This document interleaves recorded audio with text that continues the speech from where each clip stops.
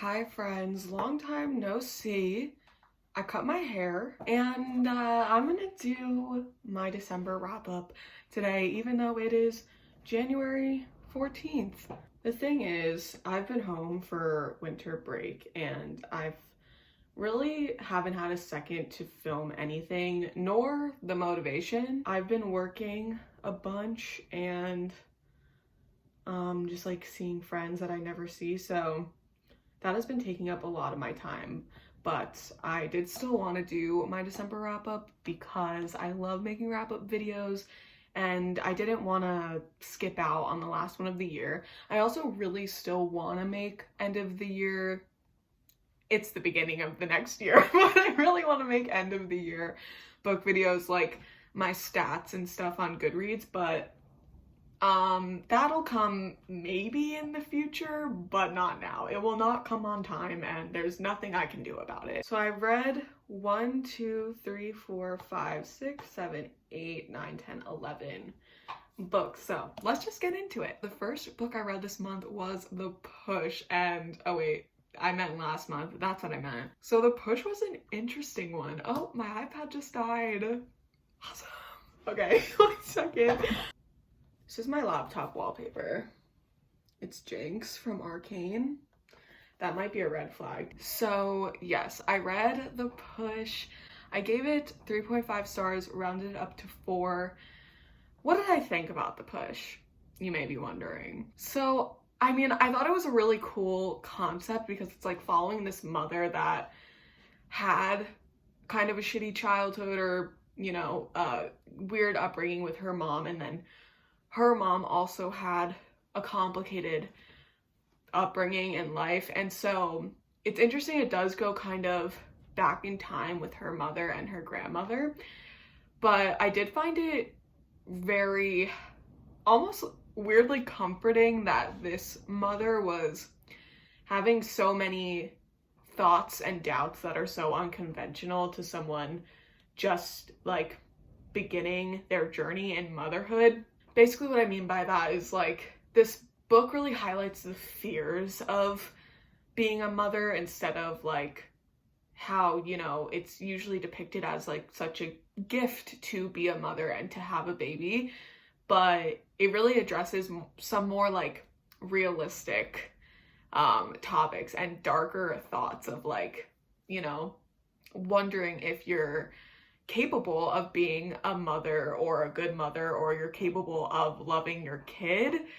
It's really intense. It really touches a lot upon mother-daughter relationships, so that was super interesting, and also kind of validates any feelings you might have of like, you know, being scared of being a parent. Like, I feel like it definitely normalizes that, even if it's kind of like sad and somewhat like scary to like witness, but I feel like it did a really good job at showing the complicatedness of parenthood and of motherhood and trying to like balance relationships while that's happening and keep yourself sane. So I thought the writing was really interesting. The character kind of spent the whole time like talking to someone else, almost like talking to her husband, and I just really like the timeline, how it like started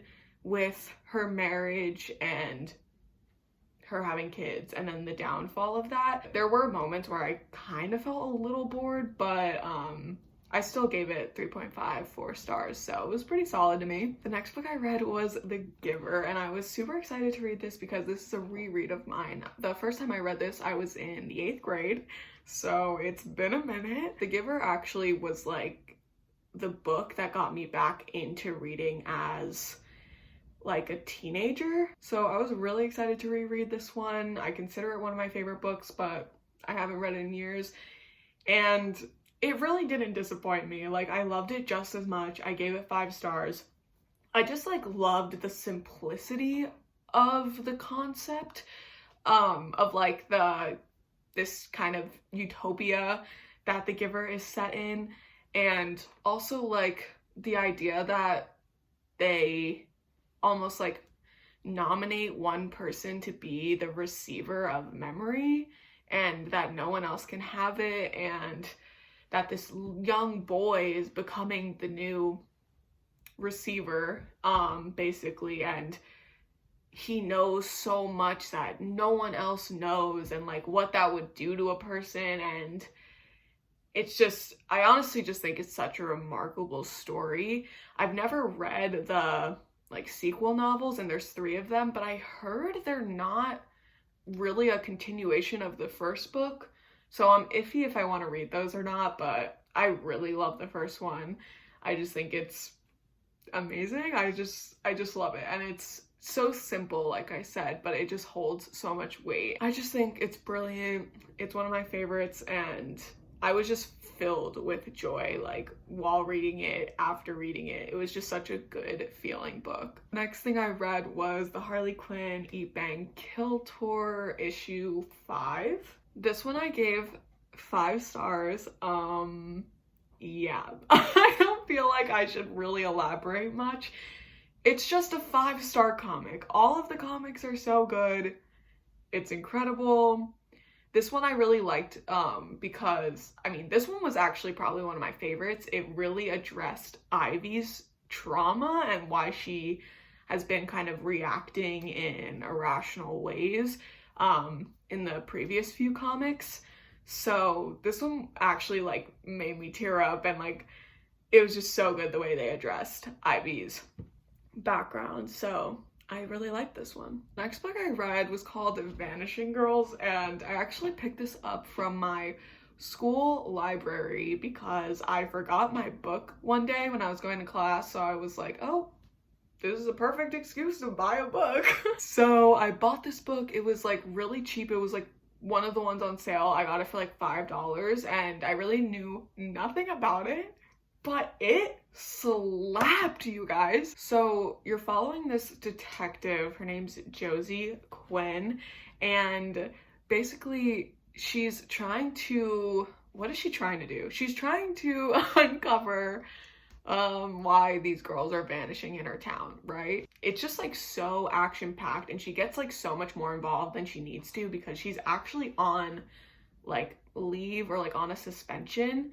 And so she's not actually working, but she gets like so involved in these girls' cases because she just wants to know like who's taking these girls from her town. And no one's really taking it as seriously as her. So she really goes all in. I found it so engaging. Like, I just couldn't stop reading it. Like, I just needed to know what was gonna happen. And I just totally didn't expect that from this random book I picked up. Moving on though, the next thing I read was Nimona, which I loved. It was so cute, and I've been meaning to read this forever. I really liked that this graphic novel was really long.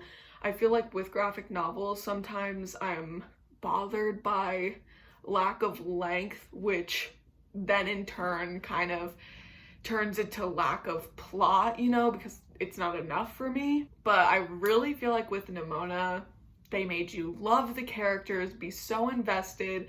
I loved the little kind of like boss assistant dynamic with Nimona and I forget his name and I'm never gonna remember it, but her boss guy. It was just really cute. I enjoyed it a lot and I gave it 4 stars. Okay.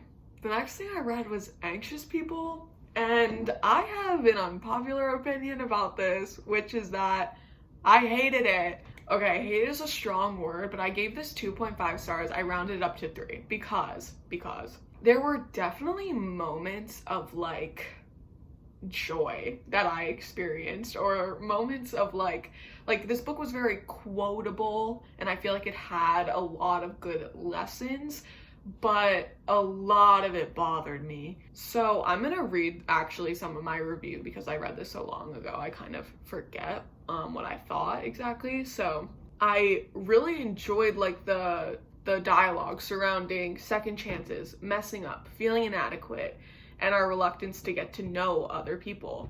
But there was just a lot I didn't like. First of all, I really didn't like most of the characters. I felt like the only characters I did like, or that I found somewhat interesting, were Zara, because she was very nihilistic, and like something about that was very interesting, and I really enjoyed like her going to therapy and like seeing her in therapy sessions. I feel like there could have been a whole novel just about her. And throughout the book, the author refers to the characters as like idiots and tries to, you know, show that all these people are just kind of stupid and we're all just kind of stupid and like figuring it out, and that's fine. But like all of the characters were so unlikable. Like all of them were so unlikable to me that it like just dragged and dragged and dragged. I did enjoy the message at the end that like all these people came together to help out one another in a very like human way. I mean, it was sort of unrealistic, but it makes you think like, if this was the circumstance, like would these people maybe like agree to just let it go? I did also enjoy that like in this novel they really humanized the bank robber and just really unraveled their story and why they were doing that in the first place, which I feel like I actually really enjoyed, because it's like we should be asking ourselves that. We shouldn't just like villainize someone, because obviously it's very easy to. They tried robbing a bank, they're like holding people hostage. Why wouldn't you? But it does like get you thinking, you know, why would someone do this in the first place? Like, why don't we start there? I feel like Fredrik Backman has a really unique writing style that sometimes works and then sometimes totally doesn't.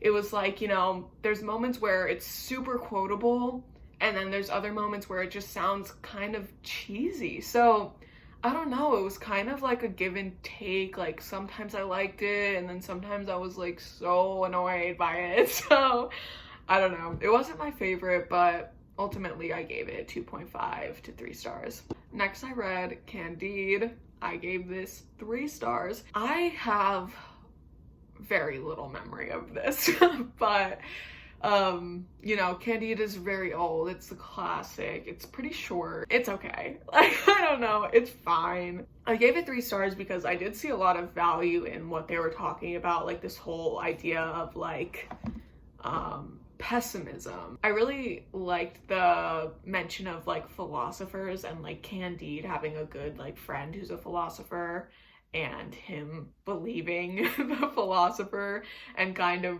realizing that life actually isn't all good.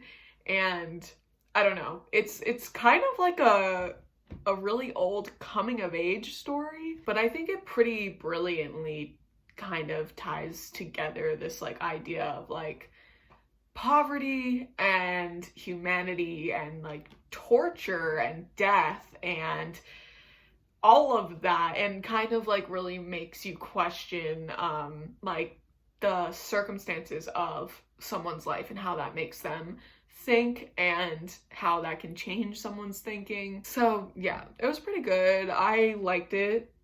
It was fine, you know. The next thing I read was Hunger, A Memoir of My Body by Roxane Gay. I gave this 4 stars. I listened to this one on audio. This was really great. I mean, I feel kind of weird rating like memoirs and stuff, but this one was great. I feel like most people should read this, mostly because, I mean, Roxane Gay just gets so personal about her life and her trauma, and it's hard to read, but at the same time it really helps put into perspective almost like what it's like to be a fat person and a Black person in America. And she really goes into her personal story about how it feels to be both of those things and to be confined and defined by those things for her entire life. I especially really enjoyed how she navigated the conversation of being a fat person and like what that did to her entire life. Just being surrounded by this like anti-fat rhetoric. While reading this, there were so many people I was thinking of in my life that would benefit from reading this, because it also really confronts fat phobia and like anti-fat rhetoric. She really doesn't just like I don't know, politicize the concept of it and like put it into those sorts of terms. It's personal to her. Like, it's her story. And she also talks a lot about her sexual assault, which was really vicious. So like, please be aware of that going into it. I would definitely look up trigger warnings for this book. But you could almost tell that this book was very, you know, therapeutic because it was so personal. It must have been like such a big release to like get all these words down on paper. Sorry if the camera angle has changed. My phone decided to just stop. I get it. It happened. Anyway, as I was saying, I really enjoyed Hunger. I feel like it was just a really powerful memoir, and I really enjoyed reading a memoir in general, and I feel like this one was a great one to begin with. I haven't read many, so this definitely was a really great one, and I highly recommend it. The next book I read was You Should See Me in a Crown, and I think I had a little higher of hopes for this one than it actually turned out for me. So this one is about this girl who is trying to win prom queen because she got rejected from this scholarship to get into this college that she wants to go to. So she's trying to be prom queen, and she's not the kind of person who runs for prom queen, but she's doing it for the money, and it just kind of follows her journey, reconnecting with old friends, finding like this new girl that she has a crush on, meeting her, and all of that. To be honest, I literally forget most of this. I don't even remember how it ends. I don't even know. This book was just very forgettable to me. I gave it 3 stars. I think it was fun. It was lighthearted. It was a cute queer YA kind of light romance, but I just didn't love it as much as I thought I would. I think I just had more of a problem with it all being set in high school, and it just all surrounded the, you know, race to be prom queen, and I kind of just didn't care that much. So that definitely didn't help because I just wasn't really that interested. So I gave it 3 stars. It was okay. It was cute. I liked the main character and I liked her love interest. But the rest of it was just fine for me. Okay, the next thing I read was Death Industrial Complex. This is a poetry book, and I am obsessed with this, to be honest, if you can't tell by all the tabs. This was just such an interesting and just so unique of a poetry book, and the style. And I said in my Goodreads review that, you know, the best poetry books are the ones that get you like itching to write something of your own. It was just really great, and I'll read a little excerpt kind of to just give you an idea of like what the writing style is like. So it goes. I'm honestly most embarrassed by the idea of showing up to the afterlife wearing the same wings as someone else. I'm most afraid that the dreams of everyone will come true and the afterlife will be a mall. The only story I know back to front is this one, where a new shape walks into paradise and the old shape names her after the moment in time that is always just before. This is a story about never arriving. This is just a story about how parents are like a record player with a broken needle. So yeah, it slapped. It was so good. I think I gave it 4 stars. I would tell you if my laptop would turn on. Okay, yeah, I gave it 4 stars. So yeah, this was really great. Here's some other quotes right quick that I put on my Goodreads review just because I need to share. I just need to share, okay? This one I love. It goes, memory is an accomplishment of texture. I felt the tongue to be an active genius. It was aged and anachronistic if taken out of its envelope. I felt the tongue inside me, articulation of an antique voice. No one is going to speak for me, Vince. No one is going to speak for me. They can say they see what I saw, but I'm light burning backwards, the opposite of a dying star, a chant in reverse, articulate in its reverb alone. A tonguing, the speech of feeling. I like this one a lot too.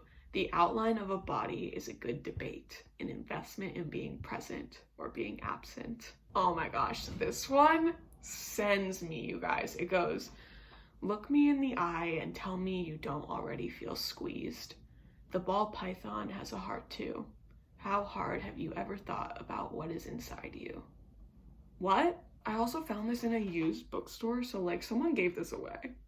Someone literally gave this away. How dare you? All right, and the last thing I read this month was Tender is the Flesh, and I have been dying to read this one, and I have a lot of thoughts. So I ended up giving this 3.5 stars, rounded down to 3, which is shocking because I really thought this was gonna be like a 4 or 5 star book for me. So essentially this book kind of paints the picture of this world where all animal meat has been poisoned, so we as humans start being cannibals. Basically, it's really interesting to think, what if this were to happen? Like, would we all just like become vegetarians? Would people go off the rails and start being cannibals? Like, who knows? But it's so interesting that in this book they almost like, they totally normalize it. It's completely normalized. They treat this almost breed of human